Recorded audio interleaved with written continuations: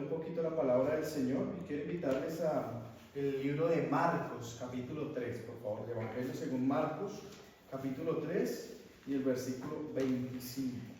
Marcos, capítulo 3, versículo 25. Marcos 3, 25.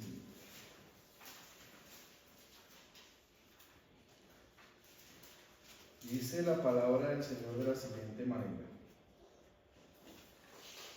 y si una casa está dividida contra sí misma, tal casa no puede permanecer. Quiero mencionarles, actualmente en la iglesia, en Colombia, más bien, existe algo que se llama el Ministerio del Interior. Eso existe en Colombia. Y en el Ministerio del Interior es el que regula las iglesias en general, en todo Colombia. Y según las últimas estadísticas, en Colombia hay 1100 congregaciones diferentes, o denominaciones diferentes más bien. Cuando digo denominaciones es, por ejemplo, una sola denominación es la adventista, sin importar que haya en El Oro, en Río Sucio, en Guamal, es solo una iglesia. Así que esa así, una solita. Hay 1100 registradas en el Ministerio Interior, bastante, ¿no? Bastantes iglesias en solo Colombia. Eso sin contar las iglesias que surgen a diario, que le llaman iglesias de garaje, que aparecen allí de repente y comienzan a hacer su labor.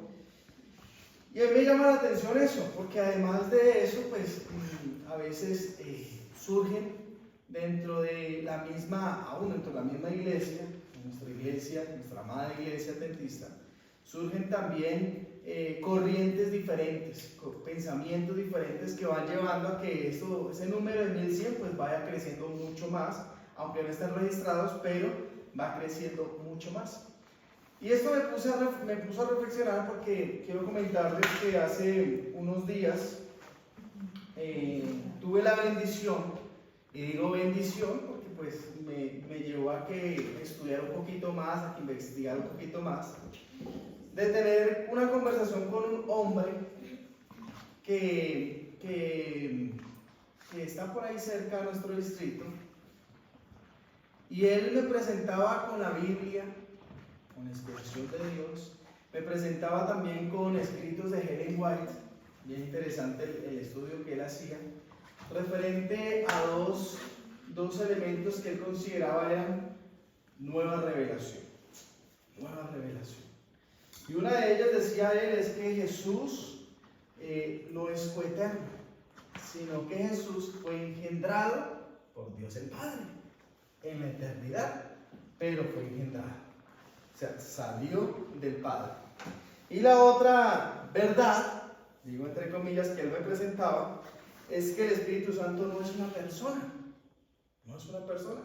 sino que el Espíritu Santo es la presencia, según él, del Padre y del Hijo en el mundo. Es la presencia de Dios, no es una tercera persona como nosotros lo consideramos. Me llamó la atención y utilizaba la Biblia y el Espíritu de profecía para eso. Él asumía que esa era la verdad, charlábamos, mirábamos la cita, los contextos, en fin.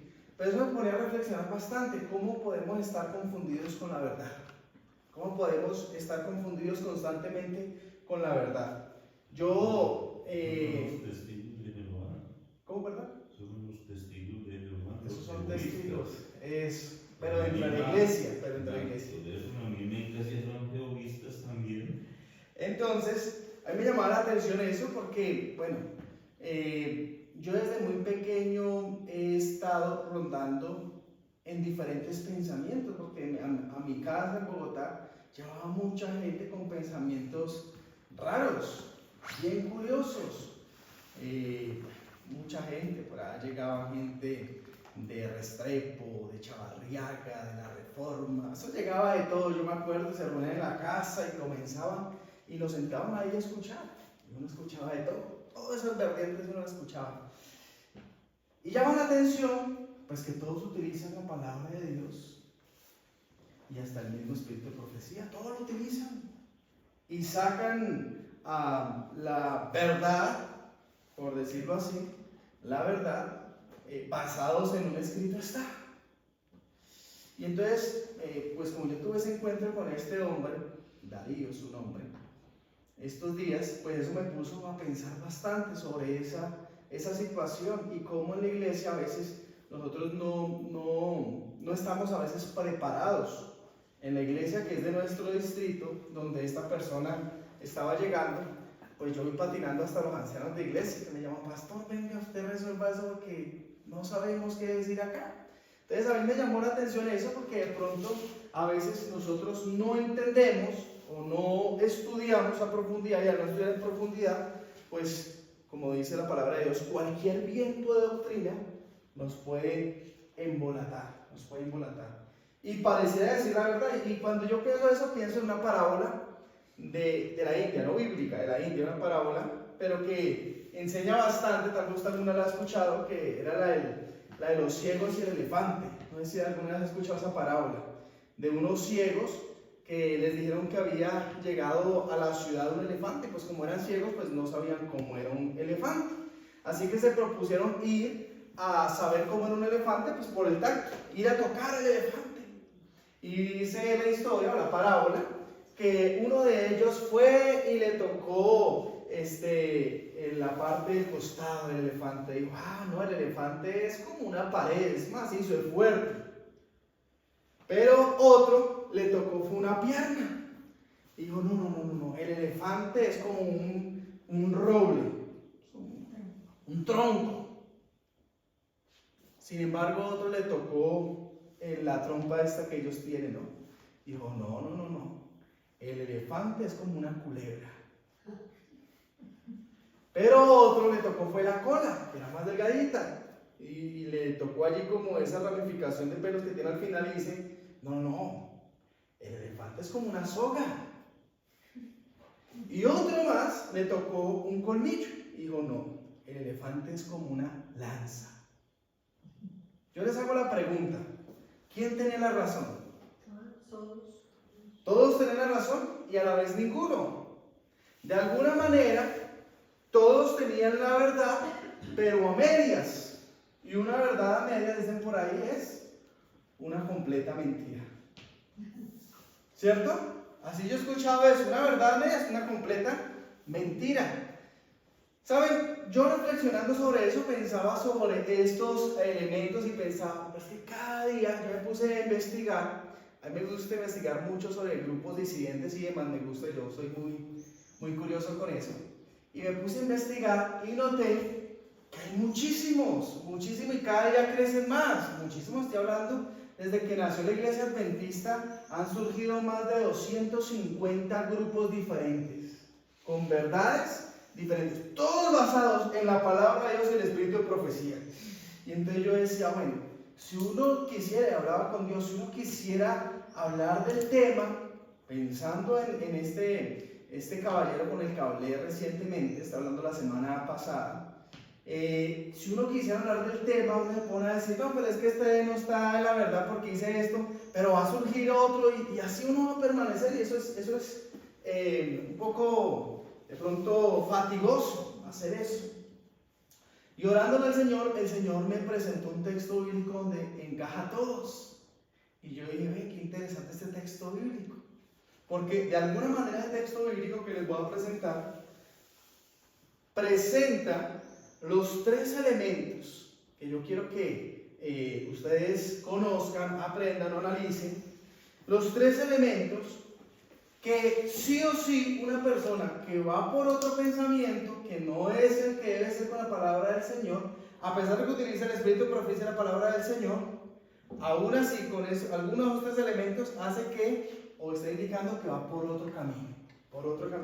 Entonces es como esas tres raíces que normalmente todo grupo disidente o persona que de pronto esté allí embolatada con la verdad pueda saber cómo avanzar. Y me parece a mí muy relevante mencionar esto porque estamos en medio de un tiempo donde el enemigo busca engañar, si fuera posible, ¿a quiénes? A los escogidos. Y yo creo que todo lo que está pasando en este mundo, con las elecciones de Estados Unidos, con las inundaciones en España y demás, Eso no es casualidad, eso está demostrando que cada día el tiempo se acerca, el tiempo de la venida de Jesús. Y la palabra del Señor dice que entre más se acerca el tiempo, pues más engaño vamos a tener aquí adentro, porque el engaño no está afuera, el engaño va a llegar aquí adentro. Entonces, por eso me pareció importante, relevante, y orando al Señor, pues yo le decía, Señor, yo que debo hablar en Shalom, en el oro. Normalmente yo a veces lo que hago es que como estoy en iglesias diferentes, pues cojo un sermón y le doy la vuelta a todas las iglesias y así. Sin embargo, el Señor impactó a mi mente la situación que tuve con este hombre y estos días me puse a investigar. Y el Señor me colocó en mente el siguiente texto que yo quiero que usted y yo miremos y analicemos. El texto está en el libro, uno de los libros más pequeños que hay en la Biblia, que a veces no es tan estudiado, pero que nos puede enseñar mucho y nos va a enseñar mucho en el nombre del Señor. Amén. Amén. ¿Sí queremos aprender el nombre del Señor? Claro que sí. Bueno, entonces cierre sus ojos ahí antes de leer y vamos a pedir eso al Señor. Oremos. Señor, queremos pedirte que tú nos abras el entendimiento, nos dé la disposición y nos ayudes a entender a través de la persona del Espíritu Santo lo que tu palabra quiere colocar en nuestra mente. Bendícenos, disponnos, Señor, a ser vasos dispuestos a ti, Señor. En Cristo Jesús. Amén. Vamos a ver en nuestra Biblia el libro de Judas. Judas es el penúltimo libro de la Biblia. Judas, muy pequeñito. El libro de Judas fue escrito por un hombre llamado Judas, valga la redundancia, pero hay que mencionarlo, que se cree era un medio hermano de Jesús. Jesús tenía medio hermanos. Se cree que Judas era uno de esos medio hermanos que finalmente se convirtió y llegó a ser básicamente creyente de la palabra de Dios, de Jesús. Y él escribe esta carta, y justamente la carta que él escribe va en relación a toda esta temática que les menciono. Y vamos a ir directamente al versículo número 11. Lean conmigo. Judas, capítulo 1, solo tiene un capítulo 1 y el versículo 11. Y si usted quiere, subrayelo, analícelo, piénselo, medítelo. Ahí dice así de la siguiente manera. Dice: ¡ay de ellos! Está hablando de los que enseñan de manera equivocada el capítulo, justamente los falsos maestros o falsas doctrinas que pueden llegar a la iglesia. Y dice esto: ¡ay de ellos! Porque han seguido el camino de Caín. Se lanzaron por lucro en el error de ¿quién? De Balaam. Y perecieron en la contradicción de ¿quién? De Coré. Vea que menciona a tres personajes bíblicos, los tres bien particulares y los tres que tienen historias negativas. Tres elementos que para mí, según lo que el Señor me hacía analizar y ver, tienen tres elementos, o cada uno tiene un elemento que normalmente todo personaje que de pronto está allí confundido con la verdad tiende a dejarse llevar. Entonces, con uno de esos tres elementos uno puede identificar si lo que está hablando viene de Dios, porque puede ser que Dios hable, o está hablando por otro lado. Y uno tiene que ser muy cuidadoso con eso. El primer personaje que llama ahí, ¿quién es? Caín. ¿Recuerdan ustedes a Caín, el primer hijo de Adán y Eva? ¿Qué hizo Caín? ¿Recuerdan ustedes? Mató a su hermano. Ofreció un sacrificio que no era. Ofreció el sacrificio que no era. Se llenó hay un problema en su mente contra su hermano, resentimiento, y actuó. Vea lo que dice Génesis capítulo 4, versículo 8. Tratemos de llevarlo a la Biblia siempre. Génesis 4, 8. Génesis capítulo 4 y el versículo 8. ¿Quién lo tiene? Si desea leerlo, por favor. Génesis 4, 8. Dice: Caín dijo a su hermano Abel: salgamos al campo. Y aconteció que estaban ellos en el campo. Caín se levantó contra su hermano Abel y lo mató. Correcto. ¿Cuál fue el pecado de Caín? Bueno, su pecado venía trabajándose desde antes, cuando se llenó de envidia, de asunto contra su hermano, y lo fue llevando poco a poco hasta que asesinó. Y uno podría decir rápidamente, bueno, aquí en Judas dice acerca de tener cuidado de los que siguen el camino de Caín. Pero pues yo no voy a asesinar a nadie, entonces pues por ahí yo voy bien. Porque si yo no voy a asesinar a nadie, pues yo no voy a seguir el camino de Caín. Es lo más lógico, lo más obvio que uno pudiese pensar. Sin embargo, yo quiero que vayamos un poco más allá en la palabra del Señor, directamente a lo que el Señor dice en Mateo capítulo 5. Tú seguramente lo conoces a partir del versículo 21 hasta el versículo 26. Mateo capítulo 5, versículos 21 hasta el versículo 26. Mateo capítulo 5, que es el sermón del monte, versículo 21 hasta el 26, dice de la siguiente manera. Dice Jesús, el que está hablando de Jesús, no está hablando un profeta, no está hablando uno de los discípulos, sino que está hablando directamente de Jesús. Dice así: oísteis que fue dicho a los antiguos, ¿no qué cosa? No matarás. Claro, Caín mató. Entonces decimos, no, pues nosotros no matamos, además porque está en el mandamiento, no matarás, así que nosotros no matamos. Pero vea lo que dice: y cualquiera que mate será culpable de juicio. Es verdad. Pero ve el Señor cómo explota la cabeza de ellos cuando lo dice en el versículo 22. Pero yo os digo, el mismo Jesús, no un profeta, no un discípulo, no cualquier otra persona, sino el mismo Jesús que está hablando. Pero yo os digo que cualquiera que se enoja contra su hermano será culpable de juicio. Y cualquiera que diga necio a su hermano será culpable entre concilio. Y cualquiera que le diga fatuo quedará expuesto al infierno de fuego. Por tanto, versículo 23, si traes tu ofrenda al altar y allí te acuerdas que tu hermano tiene algo contra ti, deja allí tu ofrenda delante del altar y ve y reconcíliate primero con tu hermano. Y entonces vuelve y presenta tu ofrenda. Ponte de acuerdo pronto con tu adversario, entre tanto que estáis con él en el camino. No sea que el adversario te entregue al juez, y el juez al guardia, y el guardia se ha echado, ¿cómo? Se ha echado a la cárcel. Claro que está sucediendo aquí. Jesús explota la mente de los que están oyendo, porque ellos estaban acostumbrados como buenos fariseos a que no iban a matar a nadie, no le van a quitar la vida a nadie, así como así. Claro, ellos tenían sus protocolos para matar a alguien, porque sí mataban, apedreando a la gente. Cuando un pecador, ellos aprovechaban y sacaban todo su furor, que era para ellos un furor santo, porque estaban cuidando la ley de Dios.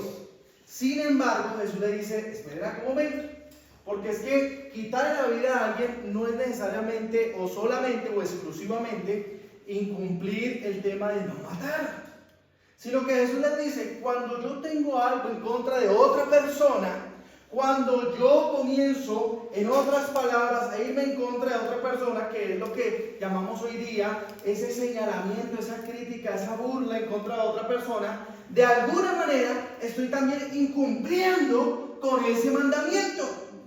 En otras palabras, cuando en Judas está diciendo los que van por el camino, cuídate o ay de los que van por el camino de Caín, lo que está diciendo es: cuídate con aquellos que señalan, con aquellos que critican, con aquellos que levantan hasta falso testimonio contra otra persona. Esto es bien interesante. Y es más, dice en el Espíritu de Profecía, en un libro titulado La Iglesia Remanente, la página 24 de Ellen White, dice así: cuando se levantan hombres que pretenden tener un mensaje de Dios, pero en lugar de luchar contra los principados y potestades, contra los gobernadores de las tinieblas de este mundo, se constituyen en un escuadrón traidor que vuelve sus armas de combate contra la iglesia militante, temedlos, dice Ellen White, temedlos. No llevan las creencias divinas. Dios no les ha encargado en absoluto una obra tal. Quieren derribar lo que Dios anhela restaurar por medio del mensaje a la Odisea. Él hiere solo para sanar y no para destruir. El Señor no confía a ningún hombre un mensaje que desanime o desalienta a la iglesia. Él reprueba, reprende y castiga, pero lo hace solamente para poder restaurar y aprobar al fin. Algo interesante de esto: cuando alguien se levanta a criticar, a señalar por qué esto, por qué aquello, uno tiene que tener mucho cuidado, porque aunque puedan utilizar la palabra de Dios, aunque puedan utilizar el espíritu de profecía, sin embargo, claramente el espíritu de profecía, como acabamos de señalar, menciona que el Señor no ha enviado a nadie a hacer ese trabajo, porque ese trabajo ¿a quién le corresponde? Solamente a Dios, a través del Santo Espíritu. Nadie más puede ser el señalador de otro. Hace muchos días, ha surgido por allí, por las redes sociales. Bueno, las redes sociales es una bendición si se sabe manejar, ¿no? Pero también pueden convertirse en un canal preocupante.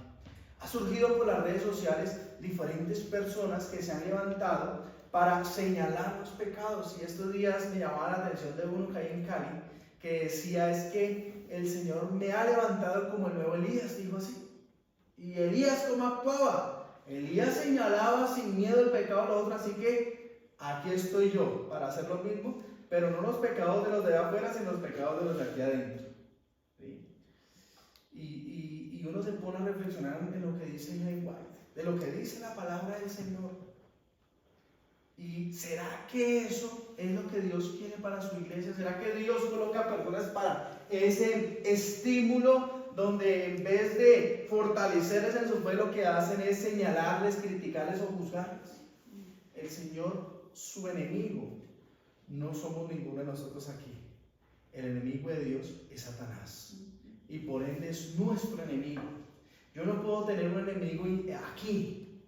No, es que cada vez que veo a la hermana, como que no se me daña el día. Tremendo eso. Y yo he visto iglesias, quiero decirles, iglesias muy lejos del Río Sucio, por supuesto, no por aquí en Río Sucio, muy lejos del Río Sucio, donde hay personas que en la misma iglesia no se hablan. No se hablan porque ahí está su enemigo. Y hasta se cambian de iglesia, se cambian porque no quieren ver a esa persona. ¿Hasta qué punto el enemigo les ha desenfocado la mente del verdadero enemigo para enfocarlos en un hijo de Dios? Por eso Judas, refiriéndose a eso, dice: uno de las raíces donde están los falsos maestros, las falsas doctrinas, es cuando en esa vertiente hay señalamiento, hay juzgamiento, hay crítica. Es el pecado donde inició Caín. Caín inició en esa envidia.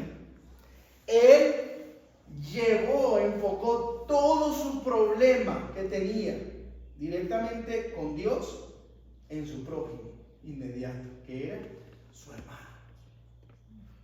Por eso, en repetidas ocasiones, la palabra de Dios nos insinúa, nos insiste a que nosotros debemos de preocuparnos unos por los otros, orar unos por los otros. Y es importante de pronto hasta evaluarnos o hacer una autoevaluación aquí entre nosotros. ¿Qué tan preocupado estoy de mis hermanos? Esta misma semana, para no ir tan lejos, esta misma semana, ¿por quién oré de mis hermanos? ¿A quién llamé para poderlo motivar? Porque tal vez hay personas que están esta semana en dificultades, que necesitaban de una oración, necesitaban de una mano ayuda que los acompañe. Y de pronto el pensamiento de nosotros ha sido: pues cada uno lidia con lo suyo. ¿Hasta qué punto, de alguna manera indirecta, inclusive, estamos dejándonos permear por ese primer ay? Y nos estamos despreocupando los unos por los otros. Así que la primera idea que quiero dejar en su mente es que es necesario preocuparnos unos por los otros. A nosotros no nos ha sido asignada la labor de señalar o de criticar.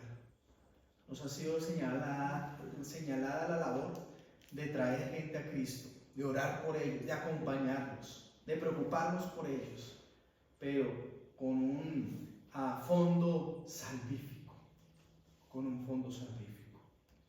El segundo personaje que dice el texto, ¿quién es? Balaam. ¿Quién era Balaam? ¿Recuerdan quién era Balaam? Un profeta. Así es.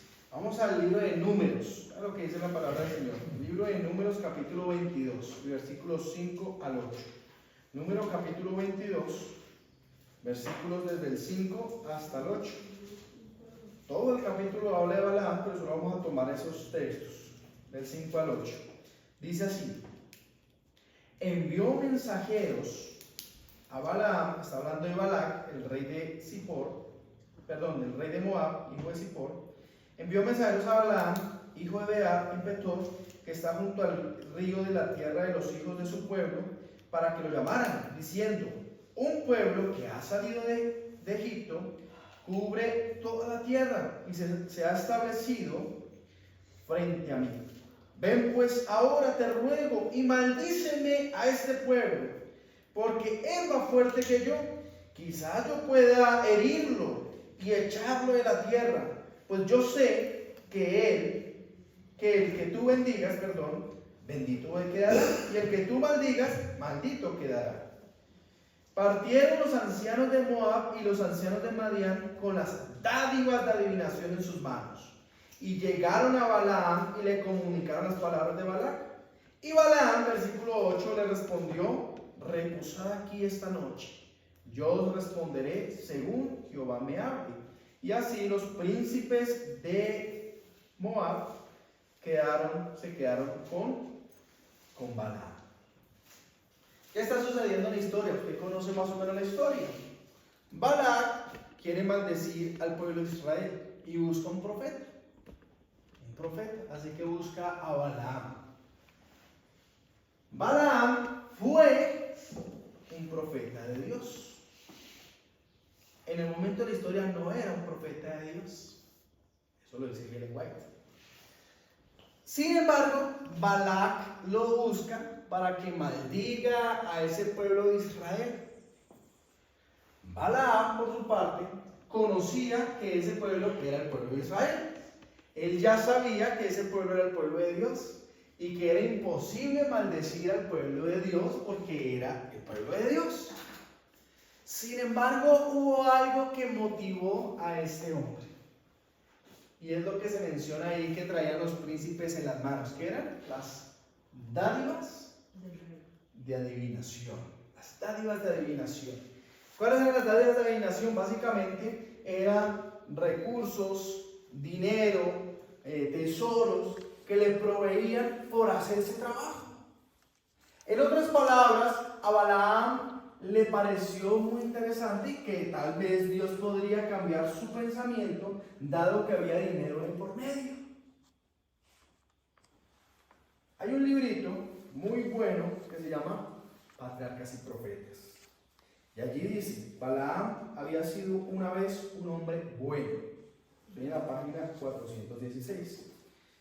Y profeta de Dios, pero había apostatado y se había entregado a la avaricia. No obstante, aún profesaba servir fielmente al Altísimo. No ignoraba la obra de Dios en favor de Israel. Y cuando los mensajeros le dieron su recado, sabía muy bien que debía rehusar los presentes de Balac y despedir a los embajadores. Pero se aventuró a jugar con la tentación. Pidió a los mensajeros que se quedaran aquella noche con él y les dijo que no podía darle una respuesta decisiva antes de consultar al Señor. Balaam sabía que su maldición no podía perjudicar en manera alguna a los israelitas, porque Dios estaba de parte de ellos. Y siempre que fueran fieles, ningún poder terrenal o infernal adverso podría prevalecer contra ellos. Pero halagaron su orgullo las palabras de los embajadores cuando le dijeron: el que tú bendigas será bendito, y al que tú maldijeres, maldito quedará. El soborno de los regalos costosos y de la exaltación en perspectiva excitaron su codicia. Ávidamente aceptó los tesoros ofrecidos y luego, aunque profesando obedecer estrictamente a la voluntad de Dios, trató de cumplir los deseos de Balaam. ¿Qué es lo que hace Balaam? Balaam, sabiendo que no debía maldecir al pueblo de Dios, sin embargo, no le dijo de inicio al rey que no, al ver primero que lo exaltaba. No es que el que tú bendigas, pues va a ser bendito, y el que tú maldigas, va a ser maldito. Y saben que eso se ve mucho hoy.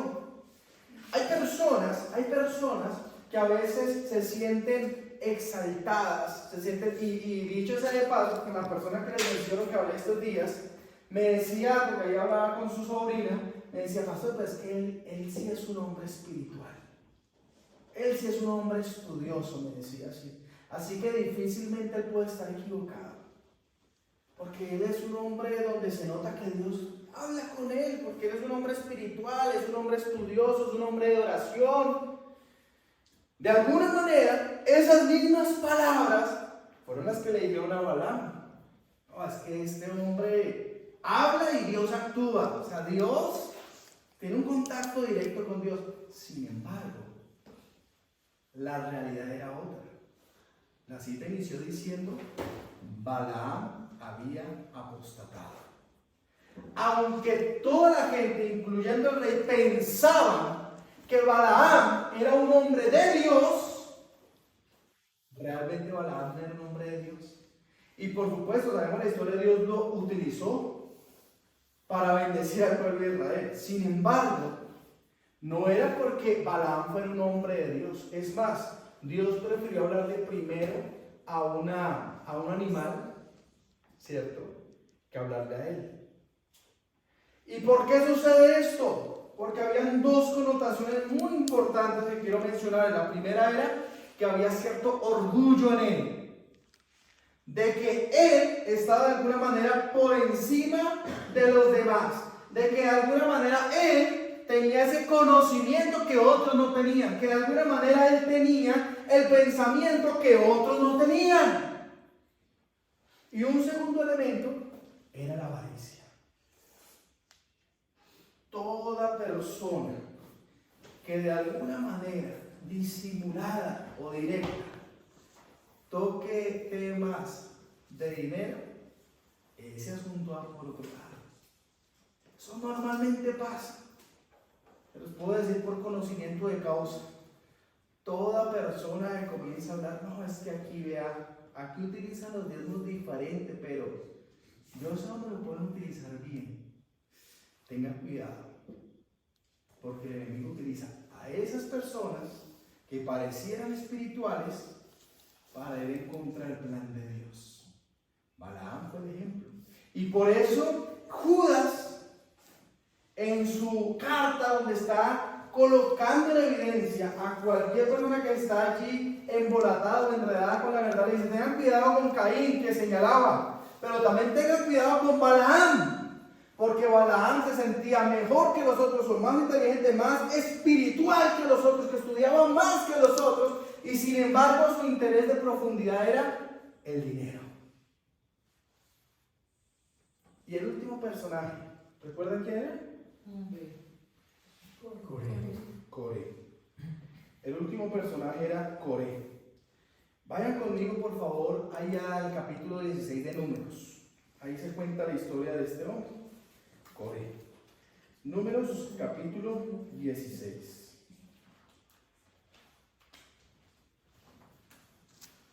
Y el versículo del 1 hasta el 3. Números, capítulo 16, del 1 hasta el 3. Dice la palabra del Señor de la siguiente manera: Coré, hijo de Ishar, hijo de Coat, hijo de Leví, con Datán, Abiram, hijo de Eliab, Ión, hijo de Pelé, descendiente de Rubén, tomaron gente, versículo 2, y se levantaron contra Moisés con 250 hombres de los hijos de Israel, príncipes de la congregación, miembros del consejo, hombres de renombre. Y se juntaron contra Moisés y contra Aarón, y les dijeron: basta ya de vosotros, toda la congregación, todos ellos son santos, y en medio de ellos está Jehová. ¿Por qué pues os encumbráis vosotros sobre la congregación de Jehová?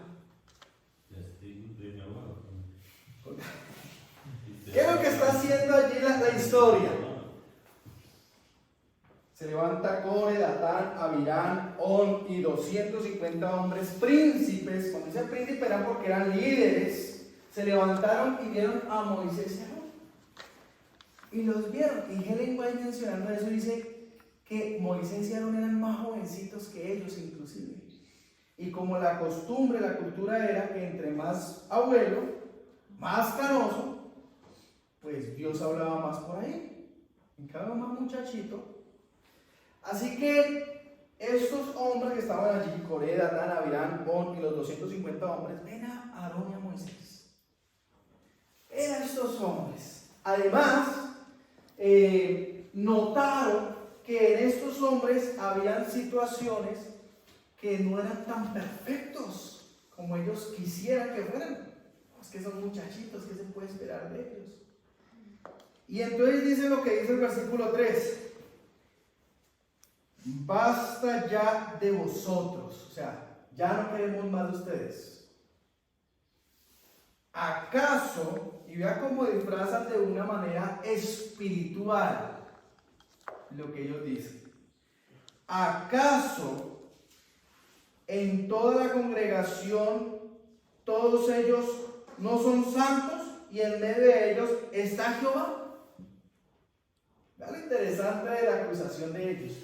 A ellos lo que estaban diciendo era: Moisés y Aarón sí pueden ser nuestros líderes, pero así como Dios pareciera hablar entre ellos, pues también puede hablar con nosotros. No necesitamos de ellos para que Dios hable para nosotros. Eso es lo que estaba diciendo. No necesitamos de esos líderes, son muy jóvenes, muy novatos, están por allá en sus andanzas, deberían ser hombres más puestecitos. Y a mí me llama la atención esto, que justamente Judas lo refiera como el tercer hombre referente, no ejemplar sino referente, exacto, tercer referente en relación a esos falsos maestros. Porque justamente cuando a alguien se le ocurre decir cosas como, por ejemplo, vamos a decirlo a nivel local, no, pero es que ese anciano que tenemos, no, vea ese director que tenemos, no, vea el pastor, no, vea la asociación, no, vea esa iglesia mundial. Sí, lo está diciendo. Dice el Elijah White: Moisés y Aarón tenían pecados, pero el Señor se encargaría de ellos. No era el deber del pueblo considerar que tenían que cambiar ellos al líder. Y es más, la palabra del Señor dice algo muy interesante. Vayan conmigo a lo que dice ahí mismo en el libro de Romanos, si no estoy mal. Sí, Romanos capítulo 13. Y vea lo que dice los versículos 1 y 2. Romanos 13, 1 y 2. Es algo que usted y yo no podemos olvidar jamás. Y cuando usted vea que alguien por ahí que le está enseñando se le olvide esto, léale Romanos 13, versículos 1 y 2. Dice así: todos. ¿Cuántos son todos? ¿Cuánto es todos? Todos son todos. No hay excepción. Todos deben someterse a las autoridades públicas, pues, y quiero señalar lo que dice adelante de eso. No hay, cuando dice no hay alguna excepción? No hay excepción. No hay autoridad que Dios no haya dispuesto. Toda autoridad que tenemos como seres humanos, Dios nos puso. Y eso nosotros debemos de tenerlo muy claro. A veces nosotros hasta peleamos por cosas y de pronto, bueno, no sé si, bueno, ya lo pensé, lo voy a mencionar, hasta en temas políticos peleamos nosotros. Y aún en eso, aunque no nos parezca, aún hasta Dios colocó allí porque era el que pone reyes y quita reyes. ¿Estemos de acuerdo o no? Por eso el güey dice claramente, no es sabio que los cristianos se metan en temas políticos. Finalmente, Dios es el que pone reyes y quita reyes. Toda autoridad ha sido dispuesta por Dios. Así que las que existen fueron establecidas por Él. Por lo tanto, todo el que se opone a la autoridad se rebela contra lo que Dios ha instituido. Lo que así proceda recibirán castigo. Ese encuentro está interesante. Todo el pueblo de Israel, Coré, Datán, Abirán, los 250 hombres, se opusieron a la autoridad de Moisés y Aarón. Sin embargo, la autoridad de Moisés y Aarón surgió desde la mente de Dios, porque Dios fue el que escogió a los líderes. Por allí en un libro llamado Testimonios para la Iglesia, no recuerdo el tomo ni la página, se las podría compartir, pero dice que cada vez que la iglesia se reúne y ora, Dios lo está dirigiendo. Apenas oran. Por eso es tan importante la oración. Por eso si yo no oro, pues ahí sí es preocupante. Si yo no oro, es más, la inspiración dice que cuando yo leo la Biblia sin oración, el que me la enseña es Satanás. Imagínense, es tan interesante. Cuando yo leo la Biblia sin oración, el que me está diciendo, enseña lo que dice aquí es Satanás. Por eso es tan importante la oración. Pero la inspiración dice que cuando hay el pueblo de Dios, la iglesia, en cualquiera de sus elementos, se reúnen y oran, así haya planes en su mente previos, aún así Dios está dirigiendo toda la historia. ¿Cuántos dicen amén por eso? Amén. Moisés y Aarón, aunque el pueblo no estuvo muy de acuerdo, el pueblo no quería que ellos fueran los líderes, desde el inicio no quisieron que ellos fueran los líderes. Sin embargo, fue Dios el que los escogió. Coré, cuando usted lee el capítulo completo de Números 16, va a encontrar que Coré, Datán y Abirán hasta llegaron a decir, vale, vamos a demostrar que Dios puede hablar a través de nosotros. Y retan a Moisés y Aarón. Y le dice, bueno, vamos a pararnos allí, y Dios dice, si usted lee la historia, va a ver que la ira de Dios no tiene comparación a la de ese día.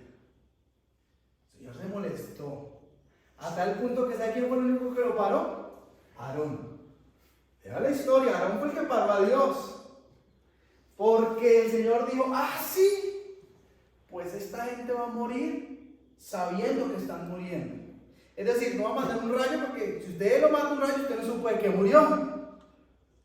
Pero ellos van a saber de qué muere. Y en el capítulo 16 dice que Dios abre la tierra y ellos caen allí vivos y se dan cuenta que están muriendo, pero no solamente ellos, sino su familia. Y menciona que hasta sus caballos, sus perros, sus gatos, todo eso cayeron allá. Y los vecinos tenían que correr porque los vecinos también estaban cayendo. Y lo único que paró fue que Aarón tomó el incensario y corrió delante del ángel de Jehová y le botó el incensario y dijo, Señor, por favor, vas a destruir el pueblo. Y eso fue lo que calmó. El Señor le molestó bastante eso. Bastante. ¿Saben, mis hermanos? A mí me llama mucho la atención. No sé si a usted le llama la atención, pero a mí en lo personal me llama la atención que Judas, hablando de los falsos maestros, las falsas doctrinas, utiliza esos tres referentes: a Caín, a Balaam y a Coré. Tres referentes negativos, pero que nos enseñan mucho como iglesia.